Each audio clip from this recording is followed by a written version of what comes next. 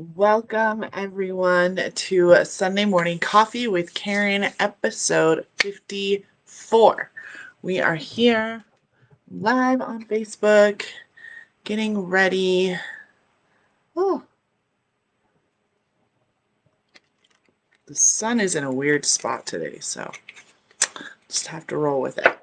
Today, we're going to be talking about reclaiming words, why it's so important for us to know our verbiage, why we're using what words we're using, and specifically reclaiming the word affluence. So I want you all to maybe go grab a coffee or a drink real quick. I'm just going to set up Instagram and a pen and paper because I'm going to give you guys some real juicy tips today. And I just want to make sure that we are all here and on board on online. So say hi when you're on. What comes to mind when I say affluent? So I apologize. So when we talk about affluence, it's usually very negative. The reason why I'm telling you guys this is because there's a lot of people out there who literally decide whether or not they're going to purchase from you, whether they're going to come to your event, they're going to listen to what you have to say, just based on what words it is that you're using in your copy, right? We know this. We know that certain words have certain meanings. What we don't always know is how can we turn that script around? So I want you to think about it this way. If you are someone who was raised believing that the words, we're just going to go with my favorite example. So there's a book called Pussy, a Reclamation by Regina Thomashower. And she is the creator of the School of Womanly Arts. She's known as Mama Gina.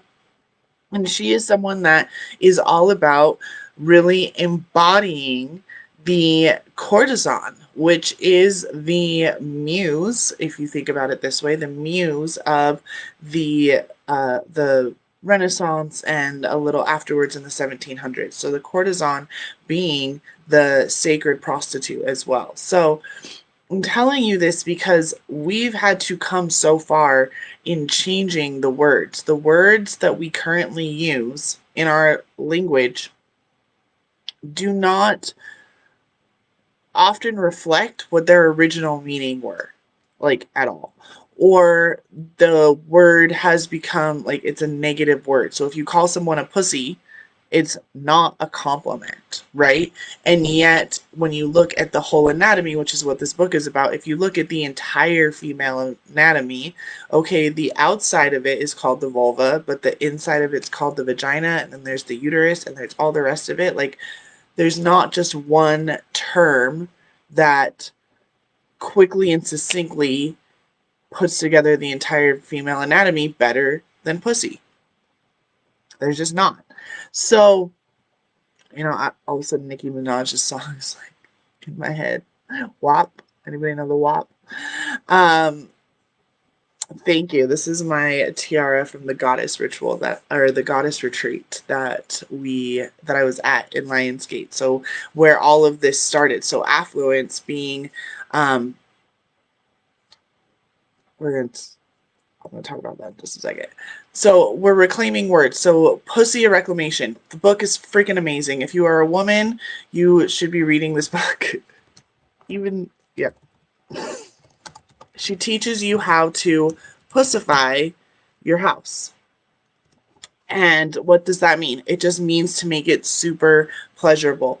Her word for pussify would be what Marie Kondo is using the KonMari method, and when she picks something up and she goes, chee, and she's all super cute, that's what should happen when you look in any room in your house. If you walk into a room and you're like, oh, I fucking hate that piece of furniture, it's that resonance, that harmonic resonance, that frequency is going through your entire home.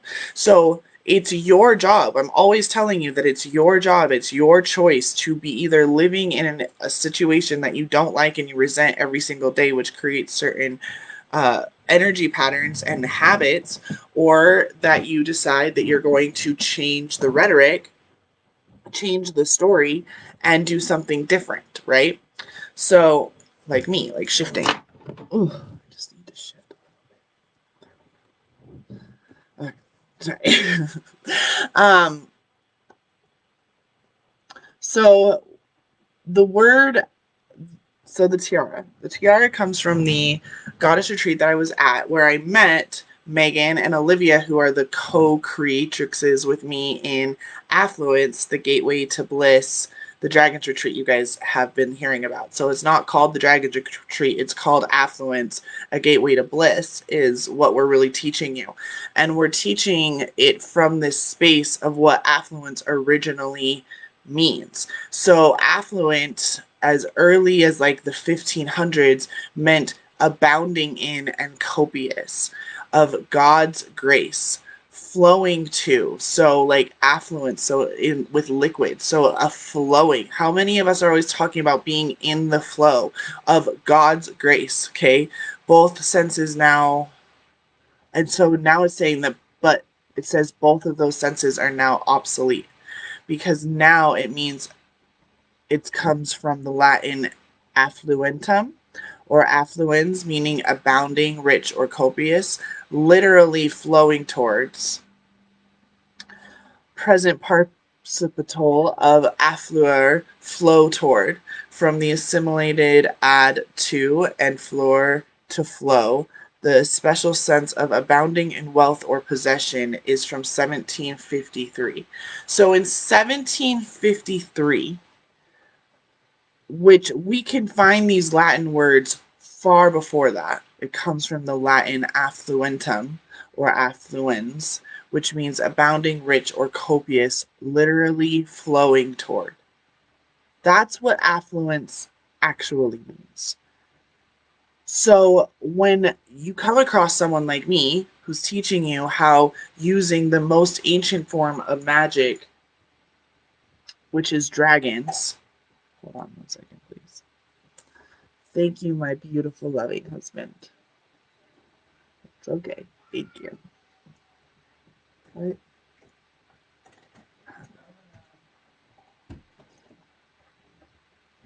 Oh, delicious. Good husband, right? So when we think about affluent, meaning that flowing towards, I'm always teaching you guys about dragons. You know, other people who are teaching you to be in the flow. That in a blissful way, right? So we're reclaiming these words. We're reclaiming the word pussy. We've reclaimed the word discipline. You guys hear me talk all all the time, especially those of you with kids who tap in and learn about the super conscious parenting techniques that I have. We have reclaimed the word discipline to mean to teach, right? A disciple is a student of. Yes, again, we tend to only think of the word disciple as Jesus, but if you ever think about, I think it's, I can never remember who quoted it, so please, if you remember, it's Wayne Dyer, or I'm just going to quote it. Hold on. It's affirmation without discipline is the beginning of delusion. And it's a quote by Jim Rohn. Okay. This is a quote that, again, affirmation without discipline, as in not to punish. When you think about a warrior or like someone like Bruce Lee, who said to us that a warrior is just an ordinary person with relentless focus. So relentless focus and discipline. Hi, Tracy.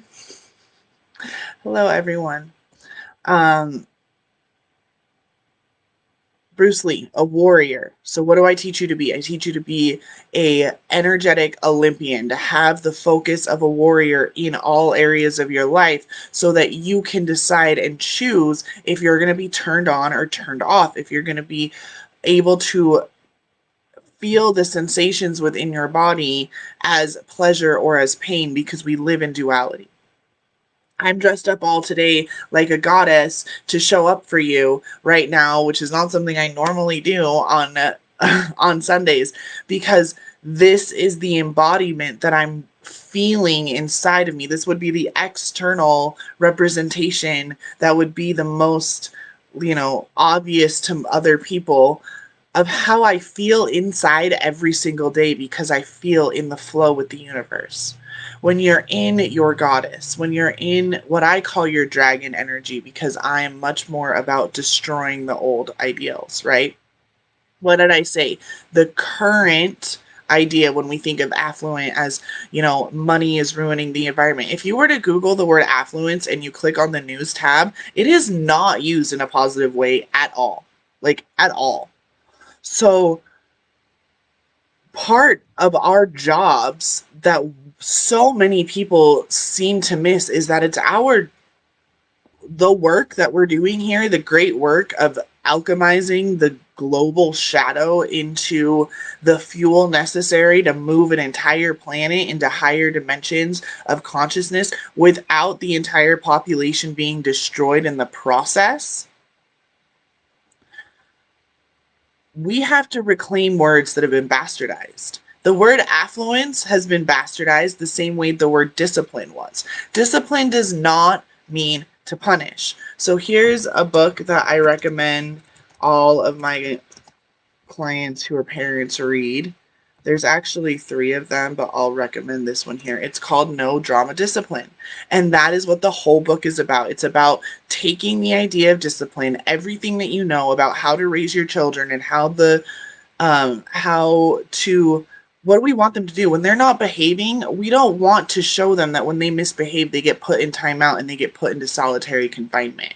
We don't want to show them that when they're misbehaving, we only yell at them, or that we only want them around when they're being good. We want to teach them a lesson. We want to teach them what to do instead. So when we think about disciplining as, okay, instead of me telling my kid that him freaking out and screaming and throwing macaroni and cheese makes him a bad kid and that he's a bad boy and that he needs to go into his room, or only just making him clean it up, which is what a whole lot of people used to do with the natural consequences. But even then, we don't want to just teach him how to clean up the mac and cheese. We want to teach him to not throw it to begin with. So can you take everything that you know about the word discipline and light it on fire and destroy it, which is what I did, what was literally the catalyst for all of the change that has happened in my life in the last 2 years, was me deciding I didn't want to be the type of parent that I was, or the type of parent that my parents were, or that their parents were. I was fucking done. I was cutting the generational, my choices, my changes are going to affect not only myself and my husband and my children, but my grandchildren and my great-great-grandchildren and every other one of my progeny, because I am taking the time to quite literally rewrite my DNA, to quite literally change the structure of the frequency of light that is my human body. And I can present myself as a goddess like this, or I can be wearing what I was wearing 25 minutes ago, which was my running clothes, a sports bra, and some shorts where my phone fits in, right? And I'm still feeling the same way. I'm still feeling pussified. I'm still feeling turned on. And when I'm not feeling turned on, I have the different tools to really and truly decide that everything that I have in life. Last week I was teaching you guys about Om Namah Shivaya. That's Namaste. In Pussy Reclamation, where do I sign up? It's the name of a book, Benjamin. It's the name of a book by Regina Thomas-Schauer, Pussy Reclamation. And No Drama Discipline is by Dr. Dan Siegel and Tina Payne Bryson, PhD. So those are both book recommendations. I should probably have put the authors. Oops. So how can you reclaim affluence in your life? When we take the word literally flowing towards, and we add it to abunding, rich, and copious. So all of life last week I was talking to you guys with my beautiful, lovely Megan, who I met at the retreat where I got this beautiful crown and birthed a fucking dragon and met these two women that I'm doing this retreat in Sedona, Arizona over 11/11. It's November 10th. Get the time off right now, guys. I'm telling you, it opens on the 9th. It will sign out, like it will sell out. There are 10 spaces available. It opens on the 9th. And so get the time off already if you need the time off. It's November 10th through 14th in Sedona, Arizona. Get your ass to Sedona. We'll take care of the rest. And it's been so easy. It's been the fucking easiest thing to put this retreat together. It's ridiculous. And that's allowing that flow, the abundance to flow, not just in a, we have narrowed the definition of abundance to mean, or affluence to mean only physical, materialistic, right? The 1753, this a special sense of abounding in wealth or possession is from 1753. I don't know about y'all, but I wasn't a fan of a whole lot of the way that they treated women or people of color or anyone who wasn't a white male from the British Empire in the 1700s. So when I think about the patriarchy, you can bet your ass I'm thinking about that time zone too. I'm thinking of everything that has happened pretty much since, in different areas of the world, it was a little bit different, but like honestly, ever since around the 400s, the Dark Ages, all the way through, we have been in such a fucked up state of how our system is. But we are rewriting the system. We are reclaiming the system. We are having to change the words. Something that I quote all the time actually is the first verse of Genesis. In the beginning there was the Word, and the Word was God. Now, in this sense, they're actually saying God is in Christ. It should be, and the Word was Christ. Because the beginning of all time begins with Christ consciousness having the ability to separate itself from God consciousness, therefore creating separation, and therefore needing a place to materialize, which is how Christ consciousness then splits from the Holy Spirit or your inner self or your holy guardian angel or your higher self or whatever it is you call it, and the ego or your human self or whatever it is, your shadow, your conscious and unconscious mind, whatever you want to call it. And then the ego wins over saying, oh my God, you've just pissed off God. Oh my God, you pissed off God. We need to run. We need to hide. And we run into physical existence. You can read about this in A Course in Miracles if you've never read that book. It is heavy and it reads like the Bible, but it's really amazing. So when you realize that all the separation is really an illusion, you're actually inside of God. You're inside the all. The all is mind. The universe is mental, as the Kabbalion says. You are able to have much more fun in the idealism of the idea of free will. So we live in a free will universe where I get to choose to listen to the Holy Spirit or to my ego. I get to choose if I'm going to stay unconscious or if I'm going to become conscious, and if I'm just going to stay conscious or if I'm going to become super conscious. Being super conscious, birthing your dragon, becoming your goddess, whatever verbiage works for you, is embodying in physical form the knowledge and learnings of your higher self. So all of the infinite lifetimes that you've lived in all of the different star systems, you have access to all of that knowledge because time is actually non-linear. It doesn't actually exist.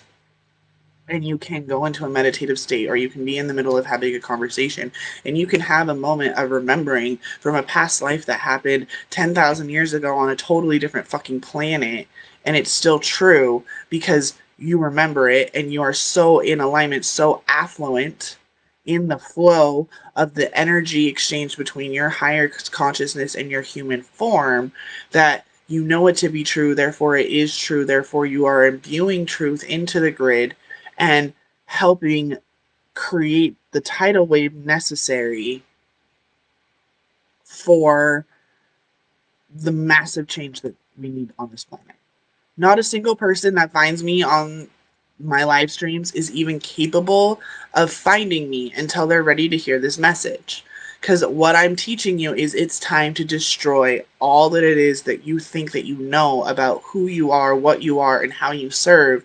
Because the truth is, who you are simply is a fractal of God. What you are simply is a aspect of the creator fully manifested in form. And how you serve simply is by singing your new song, as in choosing to resonate at your own unique frequency and not at the frequency that's been prescribed to you based on epigenetics, your parents' DNA, the stories that you were told in the past, the culture that you were brought up in. None of that shit actually matters. They're all stories. It's all bullshit, and you can change it right now. Who you used to be, I don't give a fuck about. Who are you now? Yeah, lots of changes happening. Would love to remember all of that.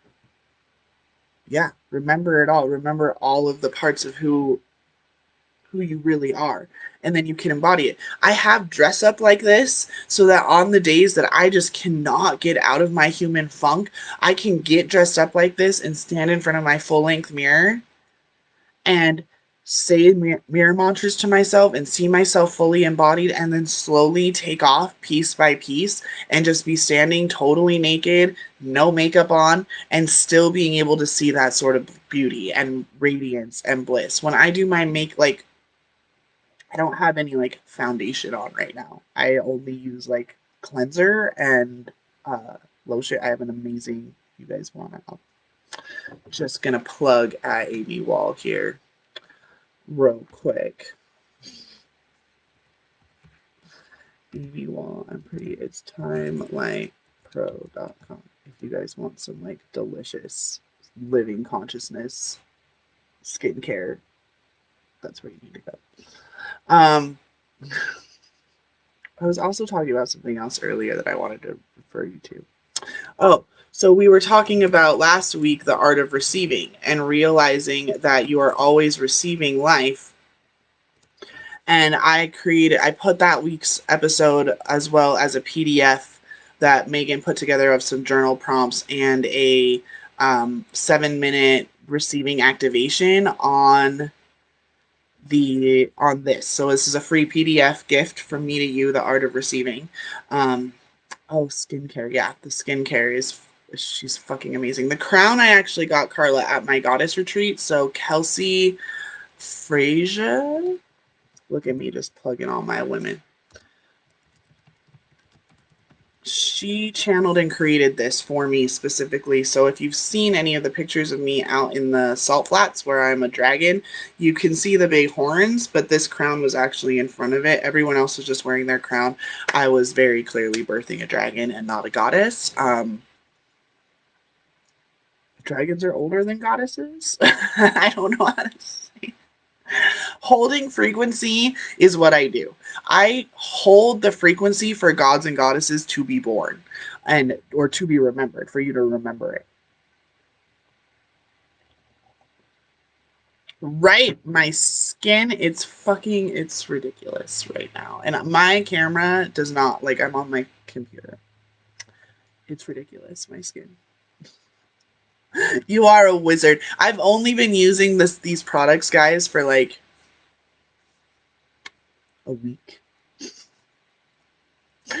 Oh yeah, it's good stuff. Like, don't get me wrong, I still have like eye makeup on. I will admit I have my eye makeup on, but like the rest of it, like these crow's feet are already, they're already going away. Yeah.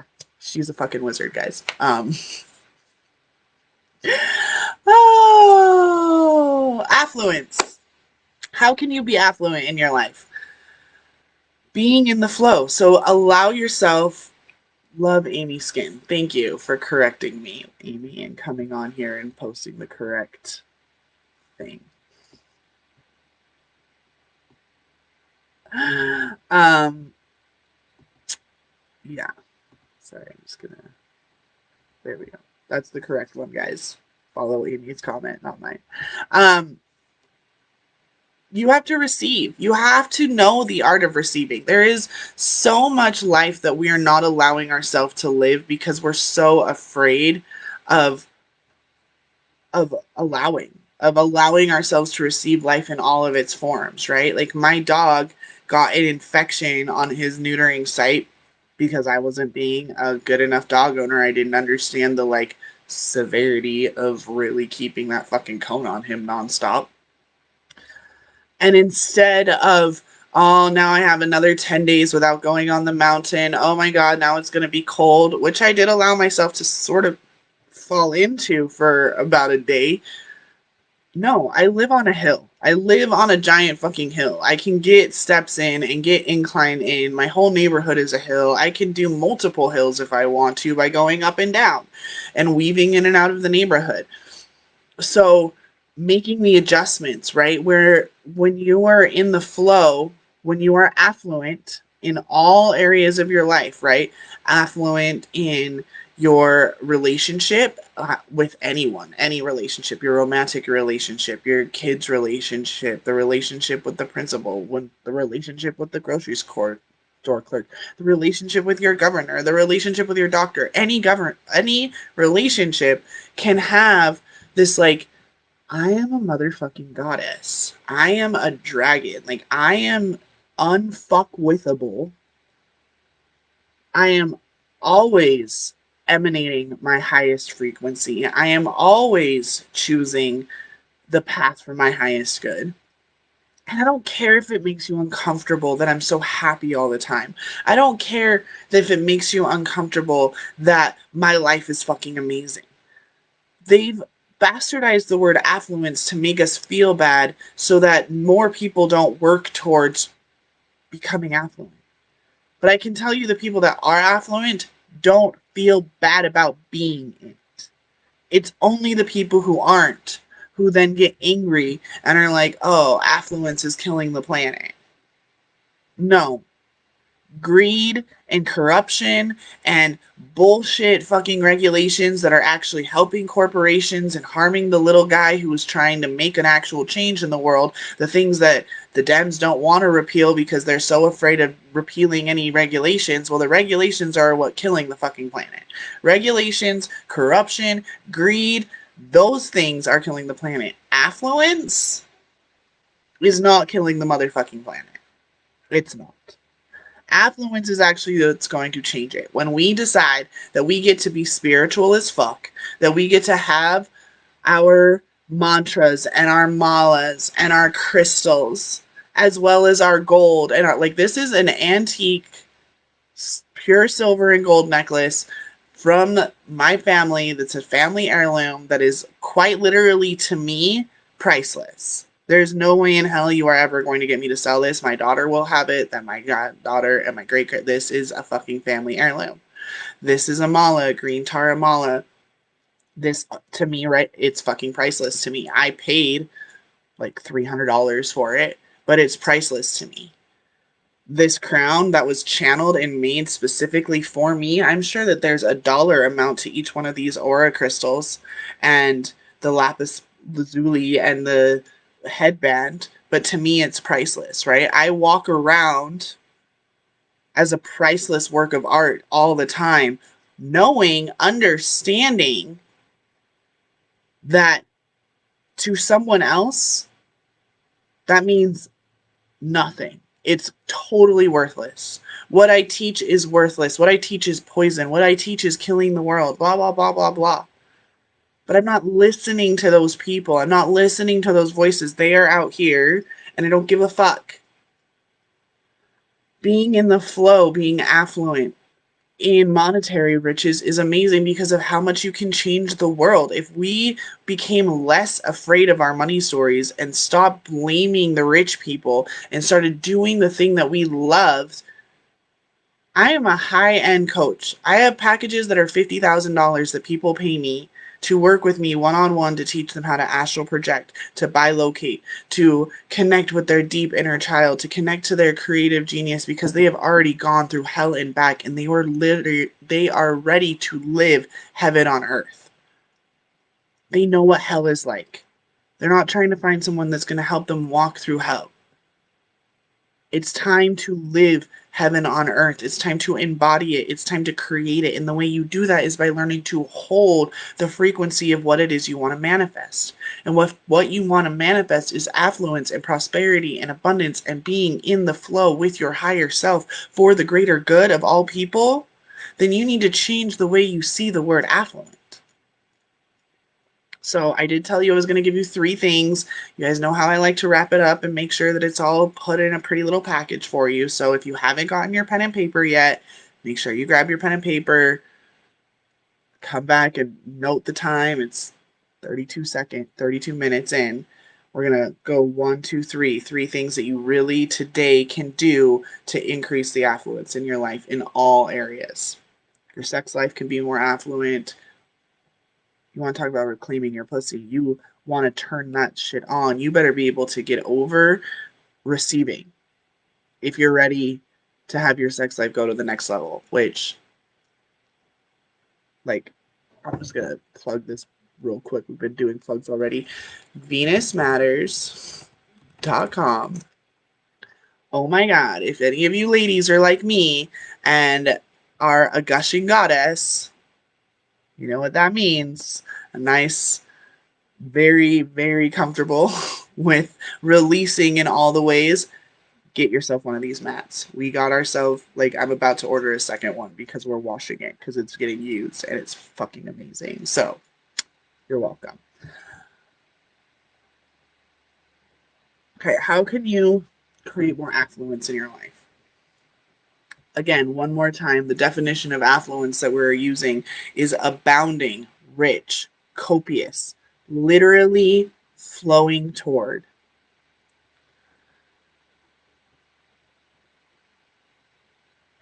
The first thing that you really need to remember is that life is always flowing towards you in all ways. Life is always flowing toward you in all ways, so you are in a flow already. It's, are you in the middle of that flow? Are you like in that river of well-being, just like riding the waves, like, okay, it's cool? Are you always going down whitewater rapids and everything's at a level 10 fucking freak out? Are you over here closer to the bank of chaos and like there's no structure in your life and you say you're going to do things and you have no commitments and like you say this but do that, or don't say anything because you don't want to commit to anything, or you're just always in freak out mode because everything is just so chaotic in your life? Are you over here on the bank of rigidity where everything is just like, this is my to-do list, this is my schedule, I do this, this, this, this, this. I have a system, I have a process, there's no way for me to move. And so your freakouts are more when things don't happen the way that you demand that they happen because you're not allowing for flow. Chaos and rigidity are not going to get you what you want. You need to be in the center, in that river of well-being, in the flow. So the first thing you can do is start tracking that. When am I near the bank of rigidity? When am I being so fucking rigid?